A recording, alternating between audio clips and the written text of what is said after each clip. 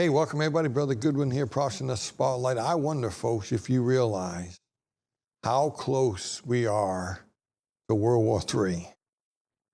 People have been talking about World War III for decades. Ever since World War II, people have been saying, oh, this will be Armageddon, this will be World War III. Now, we don't know for sure that World War III is the end. It could be 4 world wars, for all we know. The Bible doesn't say there's only going to be so many. The way mankind is down here, we could use one every month, I think, here. Do you understand, folks, that what they're telling me on some people that I listen to have said that we were very close to Russia using a tactical nuclear bomb against Ukraine just days ago. The date of this recording is May 29th, so it'll be a week or two down the road before this airs. But listen, things are heating up. Doc is in the studio. We're gonna share with you some things going on with Russia and Ukraine and Europe and America and Israel, and how this could all be the thing that puts the hook in the jaws of Russia and brings him down upon Israel. And I've been talking about this, and Doc has too, for a couple of years now. We can see this coming. Now, maybe they'll have peace tomorrow. I don't know. But right now, things are not looking good. And so get you some popcorn, get you some water, some coffee, whatever you need. We'll be back right as soon as the music ends. We'll be right back.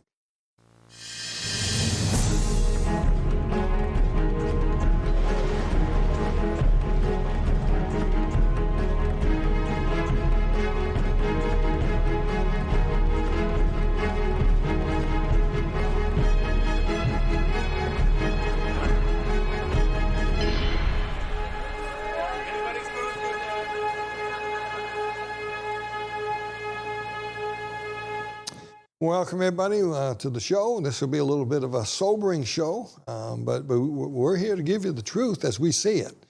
And things are unfolding rapidly. Let me say this. There's no winners in a nuclear war. No winners. Somebody may say, well, this side won, but what's left after a world war with nukes? So this is serious stuff. Yep. And we now have some weapons that are nuclear that are more contained to, they can hit certain areas, not quite so uncontrollable. And I think that's what they mean by this thing called a tactical nuke. I think it's something that's kind of direct. It can take out one city or something. And but it's serious stuff, and it's going to shut down some property for a long time, decades before anybody could ever live in that area. Destruction, radiation, all that goes with it.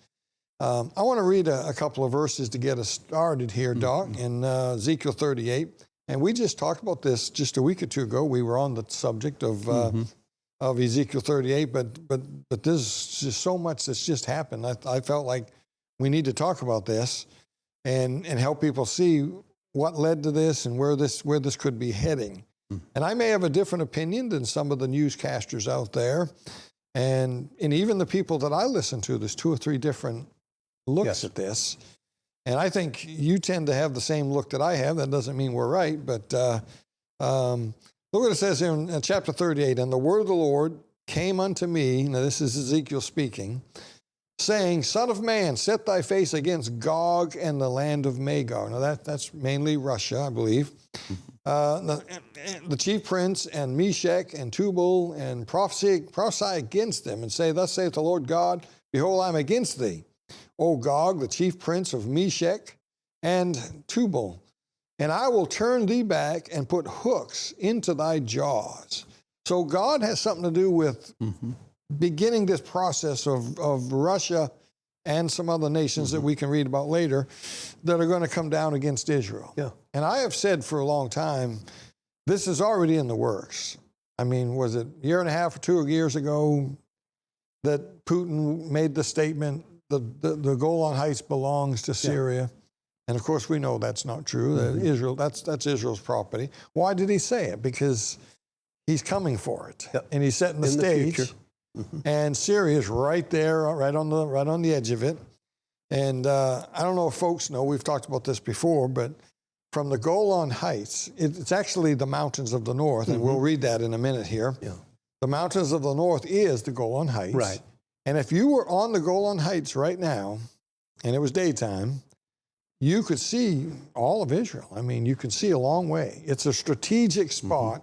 If an enemy set up there with cruise missiles, Israel would be wiped out. There'd be no defending against them because it'd be a split second and those missiles would hit. Especially the army that's coming here is a huge army itself, a physical, not counting all of the armaments that are possible in our world today. Yeah. So it talks about them in verse 8, after many days thou shalt be visited, in the latter years thou shalt come, the latter years, talking about the future here, which is now.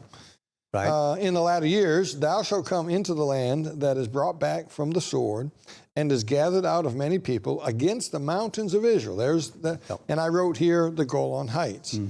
So he's talking about Russia coming against the mountains here, which have been always waste, but it is brought forth out of the nations, and they shall dwell safely, all of them. And down here in verse 11, thou shalt say, I will go up to the land of unwalled villages. Again, he's talking about Gog. And unwalled villages, and I don't think that is literally talking about a wall. I think a wall is symbolic of a defense system. And I think in the last year and a half, we have seen Israel is more safe now than they've been in my entire lifetime. Would you say the same thing? They're safe in that sense. Just what, 2 days ago, the Iron Dome system has been brought to a new elevation by using laser beams. They tested it a couple of days ago, and every drone that came in a swarm, that laser beam shot them all down. Yeah. And so that's going to be a big changer in So not war. only do they have this defense system, Yep. but they have wiped out many of their enemies. Yes. I mean, look, Gaza's nothing but a destructive, Mary and I was looking last almost night inhabitable. at some of the pictures that was being shown, and we watch a guy almost every night in Israel, and some of the it's nothing but an absolute ruins. Yeah. And of course, we're hearing more and more what I would call fundamental thinking Christians are becoming more and more not necessarily against Israel, but concerned because it does seem to be, in some of those cases, some pretty indiscriminate warfare against civilians that are caught in the middle. And I realize Hamas uses those civilians for human shields and all of that, and many of them have a mindset, the Palestinians have a mindset that we don't have in that sense. So what I'm seeing, I'm seeing that on two fronts. I'm seeing Israel in their own defense, and I'm not opposed. I think they realize that they have got to put a stop to what they've been dealing with for the last 30 years. Yeah.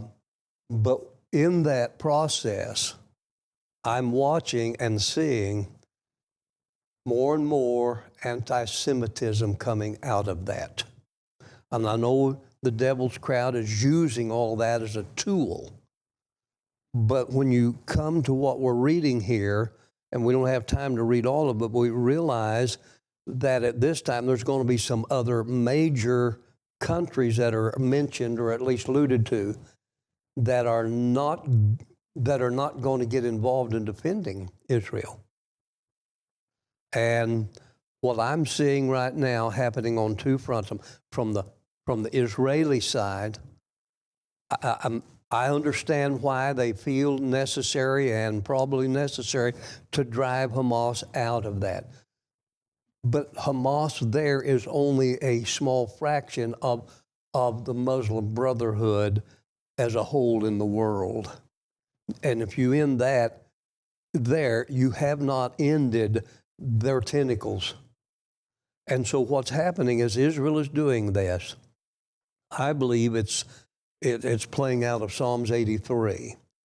And Israel's going to win this thing. They're going to settle it. But I'm convinced that the end result is going to have turned the greater majority of the world completely against Israel. That's going to be one of the things that's going to enable Russia, who at the other side of this thing, we have Israel and what I think is seeing happening. On the other side of that, we now see Russia, because they were in the middle of supposedly peace talks. And all of a sudden, it appears that Zelensky tried to assassinate Trump or Putin, and as a result, some of the information that is being fed makes it appear that America had something to do. I don't think we had anything to do with that. Our president was working hard at trying to bring peace to the situation, but as a result of that, all hell has broken loose in this war against Ukraine. Yeah. And Zelensky could care less about his people. He is a puppet. He is in it for himself. And why would you, if you were seriously wanting to discuss peace, why would you have instigated such an aggression? Now, I was listening to the Steve Bannon show, and I replayed it in my truck on the way here because I had to hear it again.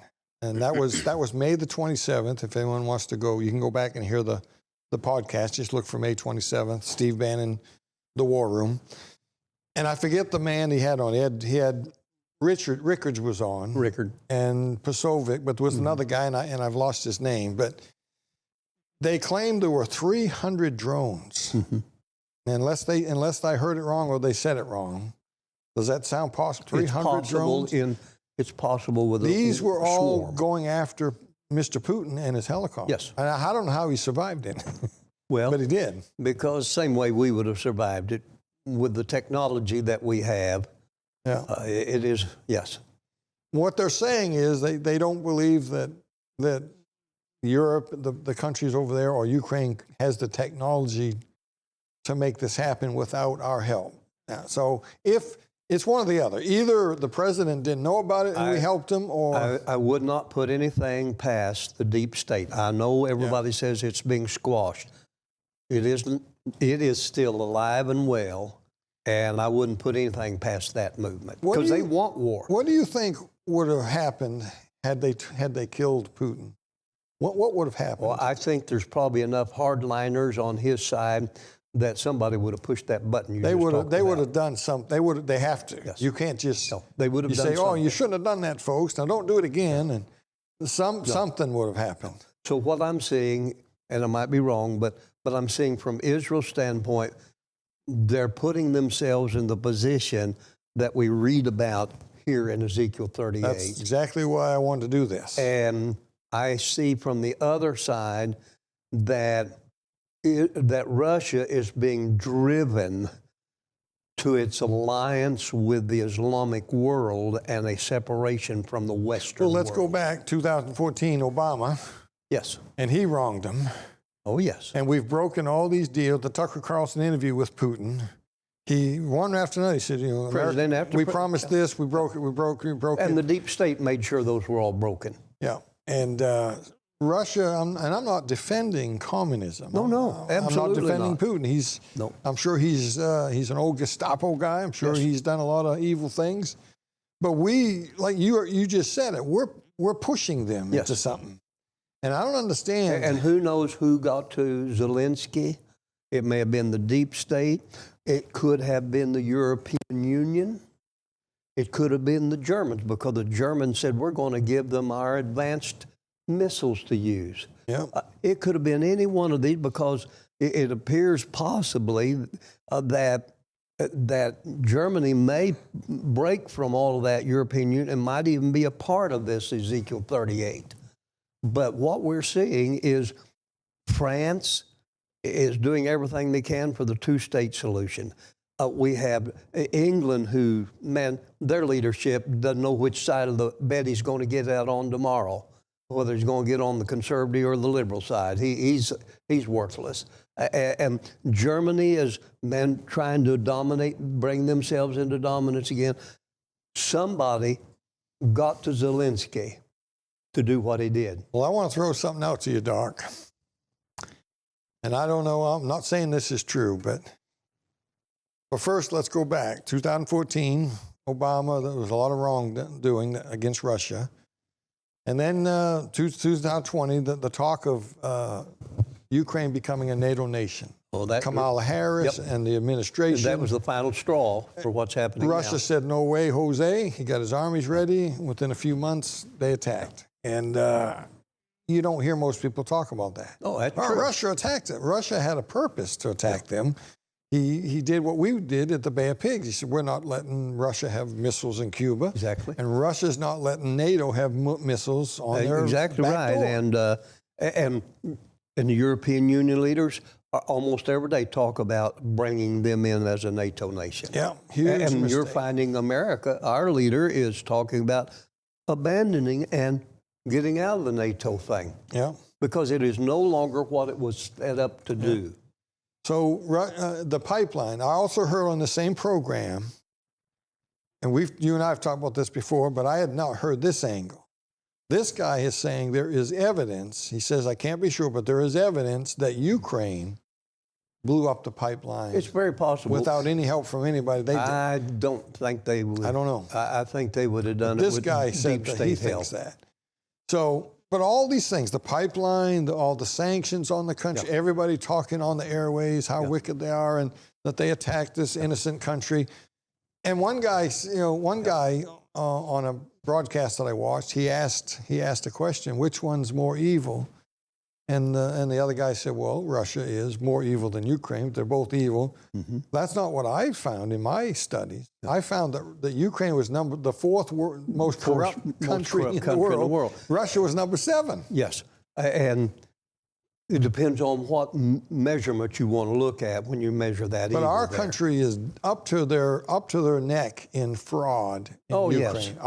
The Biden administration, the Obama, Pelosi. Ukraine was a washing machine for laundering their Remember the money. phone call from Mr. President? Oh, yes. They impeached him on that because he was getting too close to something. He was getting ready to uncover something. He had to be destroyed. Yep.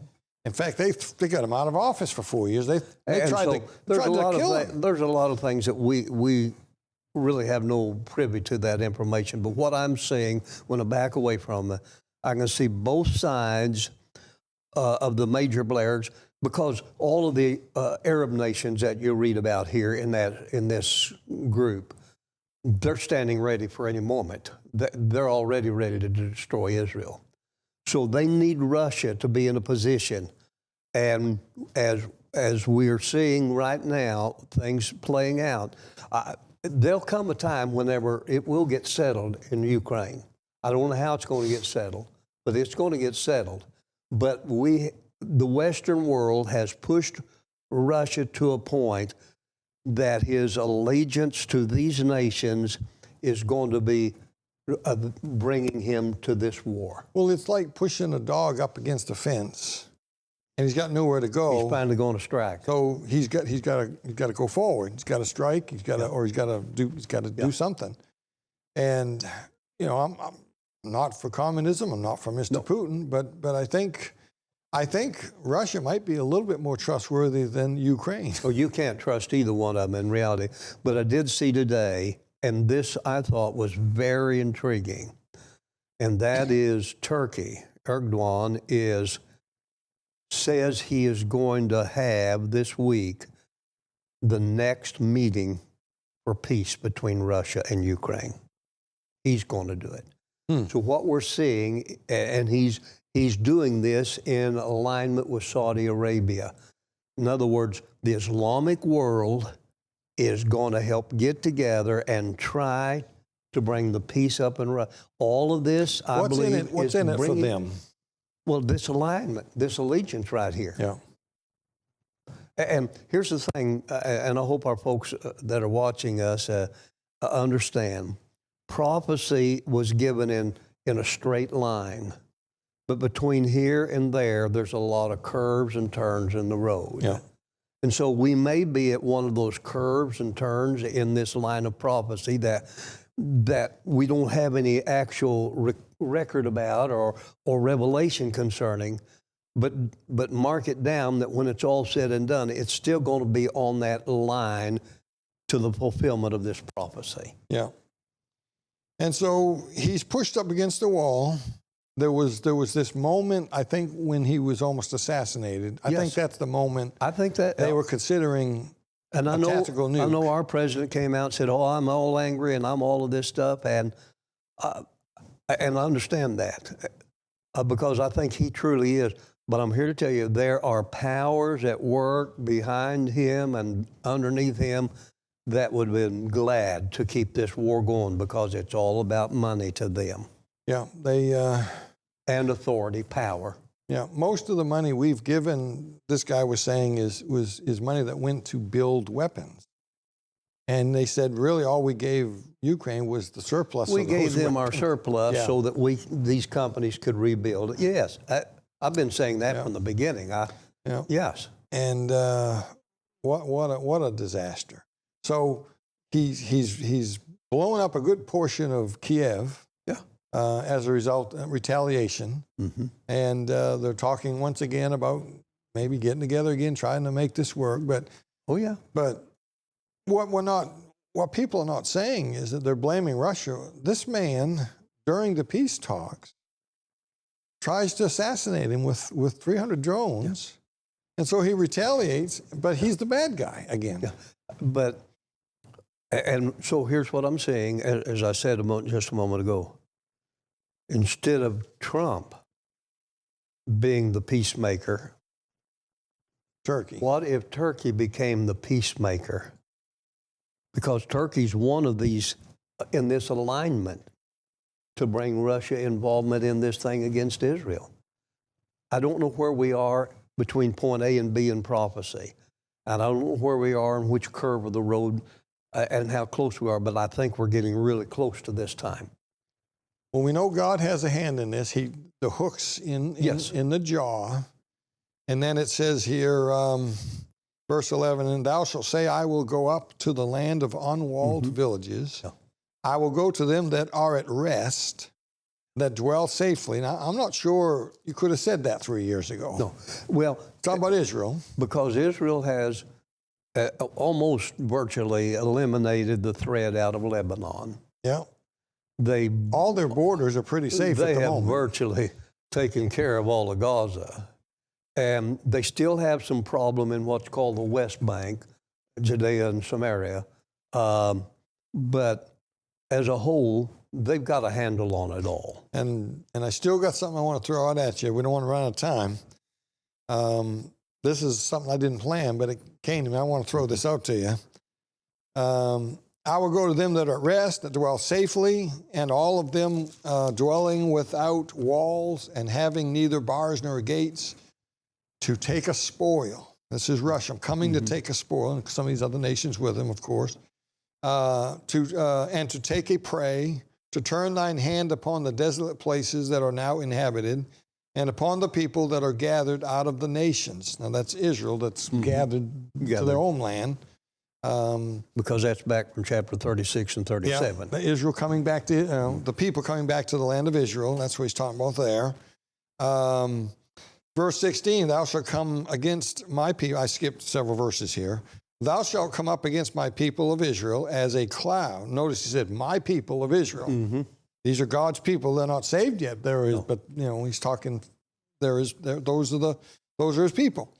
As a cloud to cover the land, it shall be in the latter days. And I will, of course, when this was written, was 600 years before, 600 years before Christ comes along. So this is talking about our time in the latter days. And I will bring thee against my land.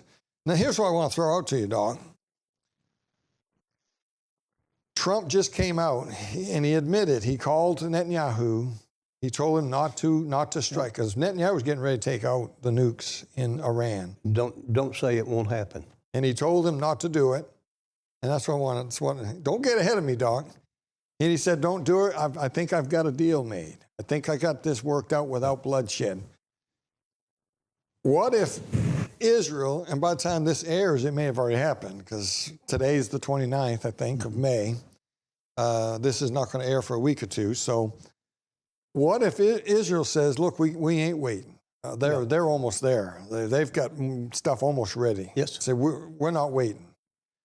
They take out Iran. Trump gets upset. Mm-hmm. Putin gets upset. Putin comes down. It could start the whole thing. It could be another one of those hooks. Persia's one of the ones mentioned. Yes. That's Iran. Absolutely. I'm convinced Persia, or modern day Iran, is the tie here. As I said, they've already, in time past, I've talked about all of the billions plus dollars that they've given drones to Russia in their campaign up there. And if Israel does, and I believe that's Jeremiah chapter 49, the last 5 verses, I really believe that's a picture of the destruction of the atomic program in Iran. And I think that can tie into this picture, because Israel is going to have lost world support by this time. Well, we've said it for years. They've got to do something. You can't let Iran have, because they've already said as soon as we get them, we're wiping them off the face of the earth. I read also today that there are factions in Netanyahu's government that is ready to pull out and going to force a new voting. He's never had more than 27% of the vote of the people. I mean, their election operates different. Their parliamentary system's different. They got about 5 or 6 parties. Yeah. And in reality, Mr. Netanyahu is not very well loved in his nation. And I know he's there for a time and season to deliver safety for his people now. Yeah. But I believe that it's bringing them to a place of absolute vulnerability without any world support. And the moral of the story, folks, is we are closer than we've ever been to the Ezekiel 38 war, which I believe will also trigger the rapture. We don't have time to get into that again, but we've shared that on here before. They're going to burn them weapons for 7 years. I mean, talk about a hint. That's the tribulation period. And we are very close. We are very close. Folks, do you know for sure where you go when you die? Have you trusted Jesus Christ as your personal Savior, your Messiah? Do you know where you're going when you die? If you need any help with that, contact us. We'd love to talk to you. And folks, we're listener, viewer supported here. If you can help, call the 800 number or email us or call us on the phone, whatever. We'd love to talk to you about becoming a partner with us here, keeping the ministry on the air. Well, until next time, keep your eyes on them skies.